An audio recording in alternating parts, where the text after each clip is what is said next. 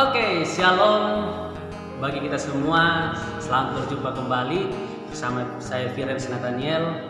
Jadi pada hari ini saya akan kembali menyampaikan 7 fakta Alkitab yang jarang diketahui orang, part yang kedua.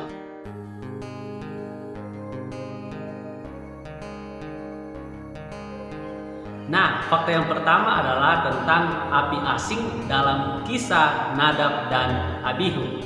Di dalam Imamat pasal 10 ayat 1 sampai ayatnya yang kedua, situ diceritakan tentang Nadab dan Abihu yang merupakan anak imam besar Harun. Di situ mereka dihukum Tuhan karena pada saat mempersembahkan korban mereka menggunakan api yang asing. Nah, apa sebenarnya api yang asing itu?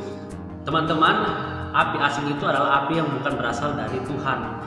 Nah, kita membaca Imamat pasal 9 ayat 24. Di situ harusnya mereka menggunakan api yang berasal daripada Tuhan, yang pernah dipakai Tuhan untuk membakar korban di atas mezbah tembaga. Nah, itu yang harusnya digunakan oleh Nadab dan Abihu, tapi mereka malah menggunakan api yang asing yang belum disucikan.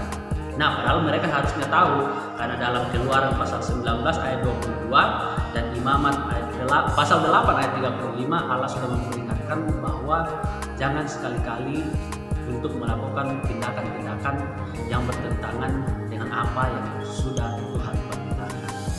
Fakta yang kedua adalah khotbah pertama Tuhan Yesus. Nah, Lukas pasal 2 ayat 23 di situ menjelaskan bahwa Yesus memulai pelayanannya pada umur 30 tahun.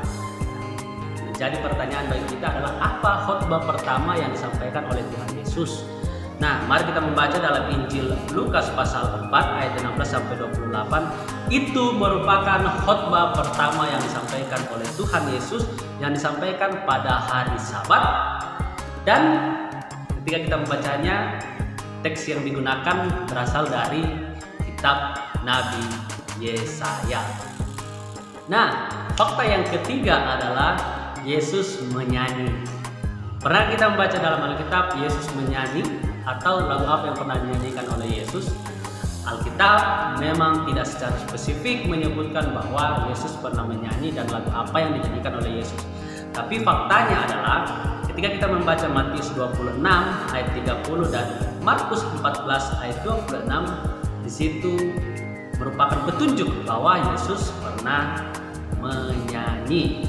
Nah, dari teks tersebut kemungkinan besar menurut para ahli lagu yang dinyanyikan oleh Yesus dan murid-muridnya berasal dari Mazmur 115, 116, 117, dan 118 yang bagi orang-orang Yahudi disebut sebagai nyanyian dekrit Halel.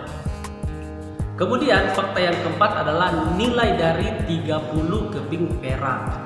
Nah, ketika kita membaca kisah tentang Yesus Kristus, situ kita juga tahu bahwa Yudas pernah menjual Tuhan Yesus dengan harga 30 keping perak. Lalu berapa sih sebenarnya nilai dari 30 keping perak ini? Faktanya adalah menurut para ahli, kemungkinan besar nilai keping perak itu sama dengan nilai sikal. Nah, ternyata 30 keping perak ini juga sudah pernah tertulis di dalam kitab Sakaria pasal 11 ayatnya yang ke-12 sampai ayatnya yang ke-13.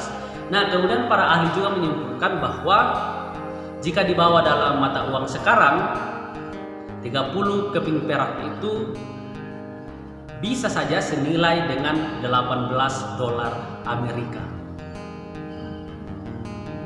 Nah, fakta berikutnya adalah orang muda dalam Markus 14 ayat 51. Ketika kita membaca nats ini, di situ kita menemukan bahwa ada seseorang yang dikatakan sebagai seorang muda. Nah, pertanyaannya siapa orang muda yang disebut itu? Para ahli berpendapat dan sepakat bahwa orang yang disebut sebagai seorang muda tersebut adalah Markus sendiri, yaitu penulis Injil Markus. Nah, hal ini dibuktikan dengan bahwa keluarga Markus pada saat itu, pada saat peristiwa yang berkaitan dengan masa-masa Tuhan Yesus mendekati masa penyaliban dan sesudah kebangkitannya, keluarga Markus sangat dekat dengan Yesus dan murid-muridnya pada saat itu. Nah, sejarah juga mengungkapkan bahwa tempat melaksanakan perjamuan yang terakhir Yesus bersama dengan murid-muridnya, dan juga tempat Roh Kudus diturunkan pada saat peristiwa Pentakosta adalah di rumah Markus.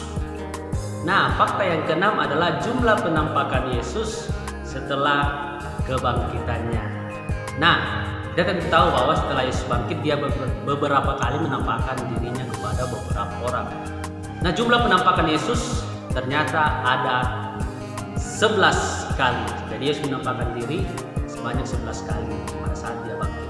Nah, di mana-mana saja tertulis dalam Injil yang mengungkapkan ke-11 tempat atau waktu Yesus menampakkan dirinya. Yang pertama, Markus pasal 16 ayat 9 sampai 11.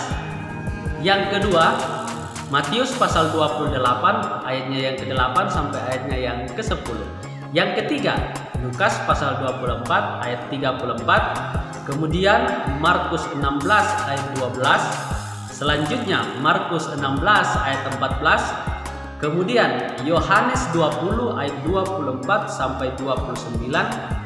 Yang berikutnya Matius 28 ayat 16 sampai ayatnya yang ke-20. Yang berikutnya Yohanes 21 ayatnya yang pertama sampai ayatnya yang ke-24. Berikutnya adalah Matius 28 ayatnya yang ke-16. Yang berikutnya adalah Kisah Para Rasul pasal yang pertama ayatnya yang ketiga sampai ayatnya yang ke-8.